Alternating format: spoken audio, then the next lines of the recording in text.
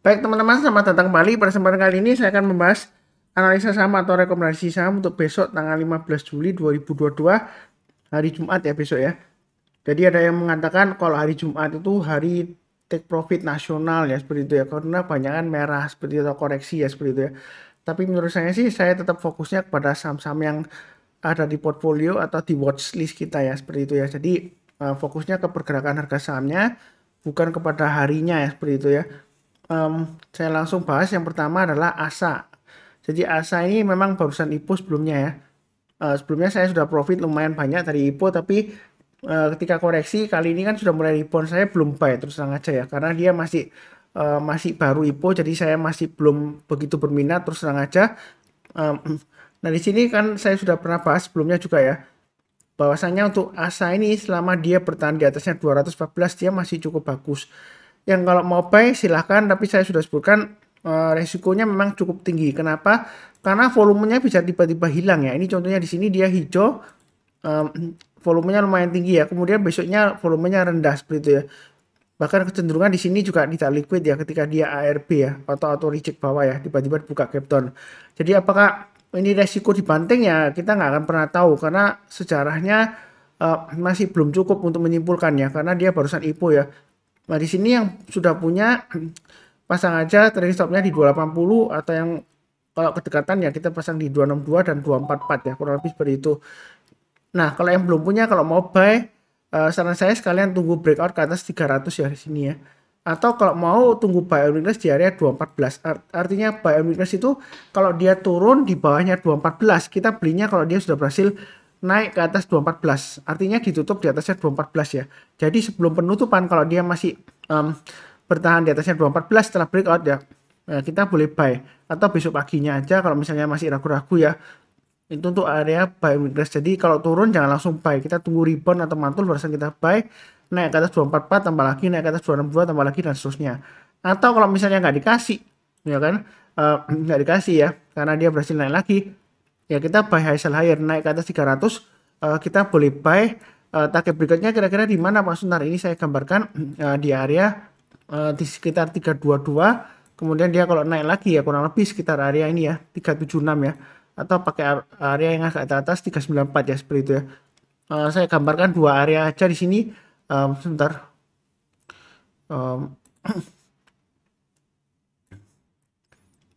Sini ya.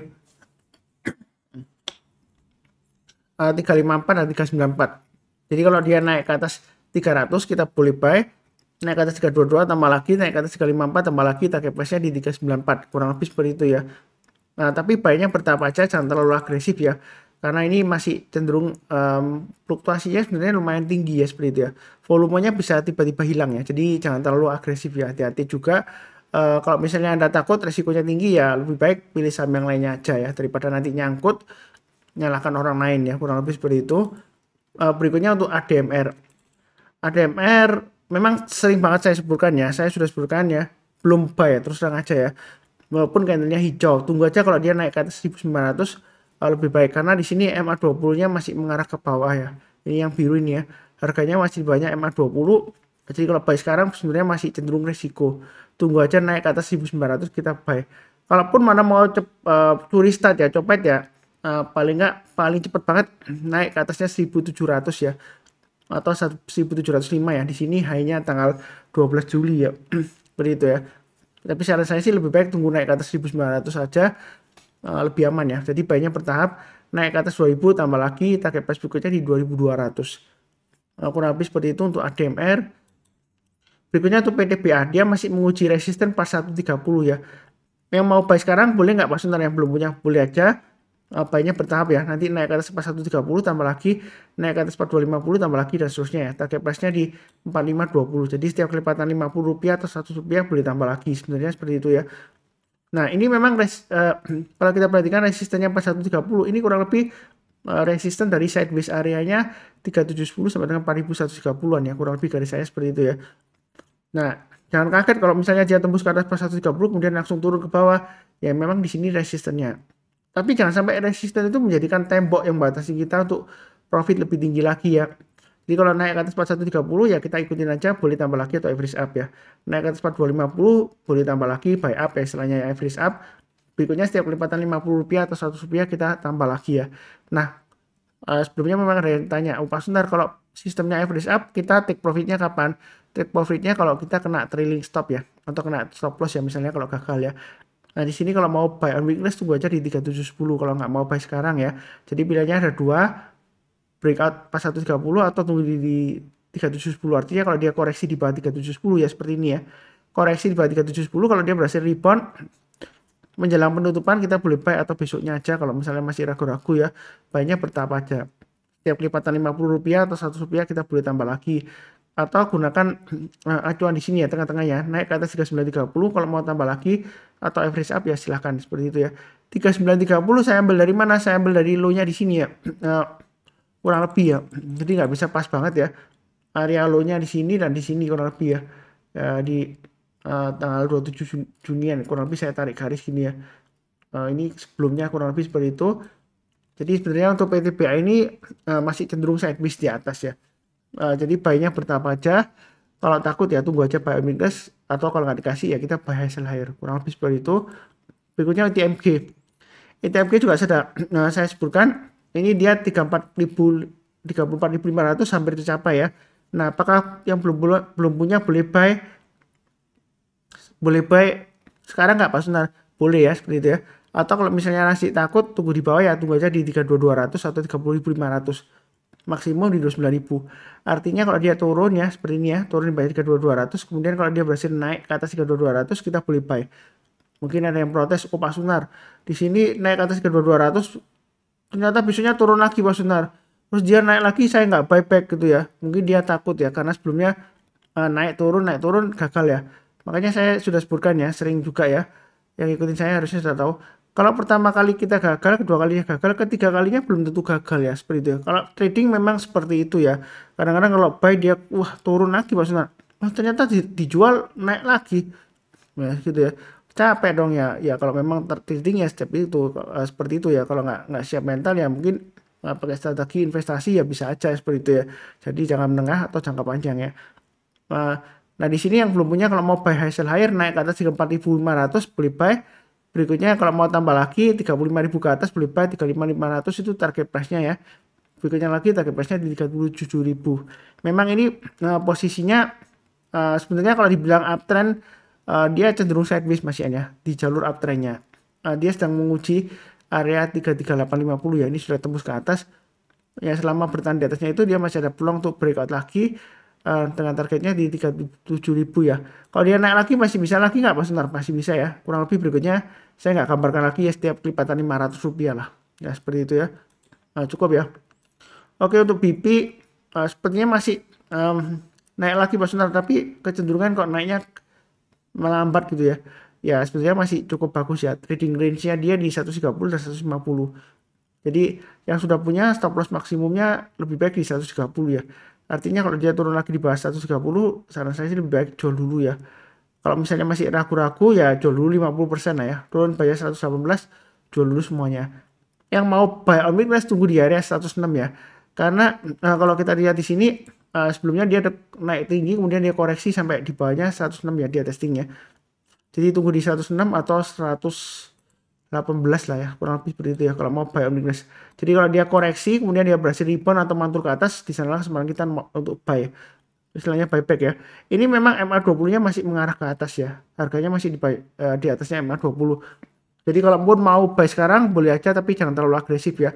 Kalau naik lagi ke atas di 150 boleh tambah lagi, target plus berikutnya di 180. 180 ini kurang lebih dari area ini kan kalau kita lihat formasinya rounding bottom ya. Seperti itu ya. Kalau dibilang cup and handle ya hampir sama lah ya, kurang lebih ini handle-nya ya seperti itu ya. Nah kalau kita ukur ini kedalamannya dari rounding bottom kemudian kita plotkan ke atas itu kurang lebih target price-nya ya 180. Nah kalau kita mundur ke belakang ini kurang lebih kelihatan di sini ya, di monthly chart-nya ini kurang lebih area konsentrasi candle-nya sebelumnya supportnya ya. Jadi itu target price berikutnya. Intinya di sini ya, selama dia bertahan di atasnya 118 ya, itu dia masih ada harapan untuk breakout lagi ke atas 150 dan 180 ya. Kurang lebih seperti itu untuk BP ya. Oke berikutnya KLBF. sebelumnya di grup saya ada yang bilang, oh Pak Sunar KLBF itu kok setiap kali kena 1700 dia susah banget ya, nggak lama lagi turun lagi. Ya memang gitu, begitu ciri khasnya ya. Tapi kalau kita perhatikan sebelumnya di sini ya, kalau dia sudah berhasil naik lagi breakout ya ke atas 1800, sejauh ini dia memang agak susah ya, kemudian nggak lama lagi turun lagi ya, seperti itu ya. Jadi di sini kurang lebih juga sama. Kalau yang mau trading cepat, lebih baik tunggu ke atas, naik ke atas 1730 kita buy, target price-nya di 1800. Kalau dia naik lagi, tambah lagi silakan, target price berikutnya di 1900. Tapi hati-hati ya, kalau dia sudah naik ke atas 1900 dia gagal turun lagi ya, jangan lupa jual ya, terpasang tadi stopnya, karena sebelumnya dia ekornya panjang ya, di sini ya. Jadi hati-hati juga ya, ini ekor panjang ya, seperti itu ya. Ini khusus bagi yang berani buy high sell higher silakan. Atau kalau misalnya wah Pak Suntar saya nggak berani buy sekarang, buy on weakness kira-kira di mana, tunggu aja di 1650 ini yang terdekatnya ya. Artinya kalau dia turun di bawah 1650 kita belinya kalau sudah berhasil rebound atau mantul ke atas. Kalau kita perhatikan untuk KLBF ya, ini candlenya panas dingin ya, hijau naik tinggi terus merah, kemudian merah, hijau merah gitu ya, hijau gitu ya. Jadi walaupun hijaunya bodinya lumayan full ya sampai ditutup di high-nya, tapi besoknya dia bisa koreksi ya, cenderung sideways atau bisa pullback lagi ke area supportnya. Jadi buy-nya tunggu di area 1650 kalau dia rebound, atau kalau dia sekalian breakout ke atas 1730 ya, kita barusan buy. 1730 diambil dari mana? Dari swing high di sini ya. Jadi kurang lebih seperti itulah acuannya ya. Nah, ini swing high-nya tanggal 10 Januari 2022. Kurang lebih cukup ya untuk KLBF. TBIG, jadi sudah saya sebutkan ya, TBIG kalau yang sering ikutin saya harusnya sudah tahu trading range-nya sideways-nya di 2890 sampai dengan 2990. Artinya kalau dia dari bawah ke atas ya, breakout ke atas 2890 boleh buy, targetnya kurang lebih 2990. Jadi kalau dekat dengan 2990 jangan lupa pasang trailing stop-nya karena dia bisa aja balik lagi ke arah bawah ya, seperti ini ya. Tapi kita jangan terlalu kaku ya, kalau sebelumnya gagal belum tentu kali ini breakout dia gagal lagi ya. Kalau dia breakout ke atas 2990 atau di high-nya di sini 3000 boleh tambah lagi nggak Mas? Nah, boleh. Target price berikutnya di 3070, 3130 dan 3170. Ya kurang lebih seperti itu untuk TBIG. Memang untuk TBIG ini dia ada aksi korporasi pembelian saham ya, seperti itu ya, tender offer ya. Tapi sampai kapan saya nggak cek ya, saya lupa ya. Silakan cek ulang ya. Di harga 3200. Bukan berarti nanti kita beli sekarang nanti di buyback di harga 3200, enggak ya, dia ada kuotanya dan belum tentu yang punya kita yang kena kebeli ya, seperti itu ya. Jadi jangan berharap banyak, ya tetap aja fokus kepada garis-garis yang sudah saya berikan ini kalau misalnya Anda trading ya. Memang untuk jangka panjangnya sebenarnya untuk emiten menara ya itu masih cukup menarik ya, seperti itu ya. Kurang lebih cukup ya. Berikutnya Raja. Nah, Raja ini uptrendnya masih cukup bagus ya, saya sudah sebutkan sebelumnya. Kalau dia berhasil breakout ke atas 600, mau buy high sell higher silakan ya, atau kita pakai acuan high-nya di sini 13 Juli.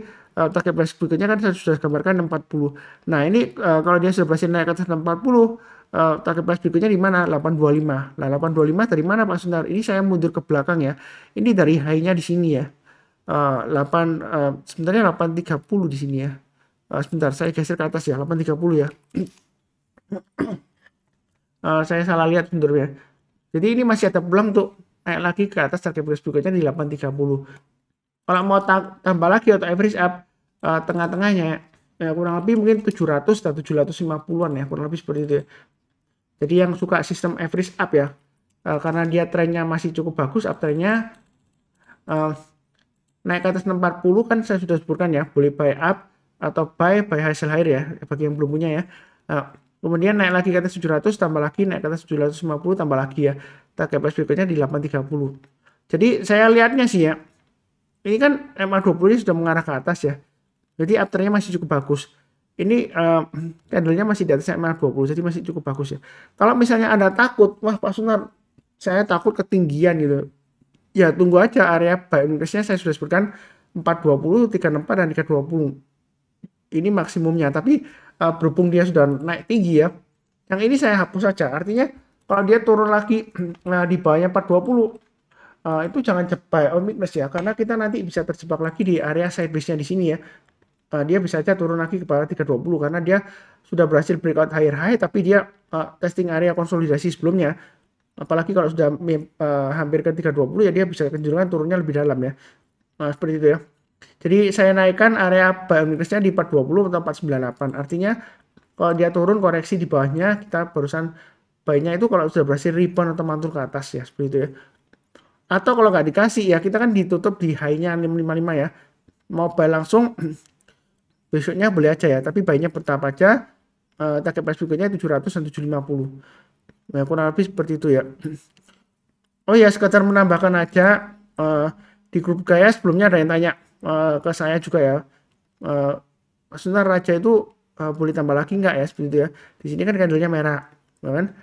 Waktu itu nggak salah saya belum sempat jawab, terus ada yang jawab katanya dia bakalan turun. Alasannya ini stokastiknya sudah mulai golden cross, maksudnya dead cross ya, sudah memotong ke bawah ya, dead cross, seperti itu ya. Nah, kalau saya bilang sih di sini ya, saya fokusnya pertama itu selalu fokusnya kepada trennya. Kalau kita lihat trennya masih cukup bagus, uptrendnya pertama. Kedua, saya fokusnya kepada pergerakan harganya.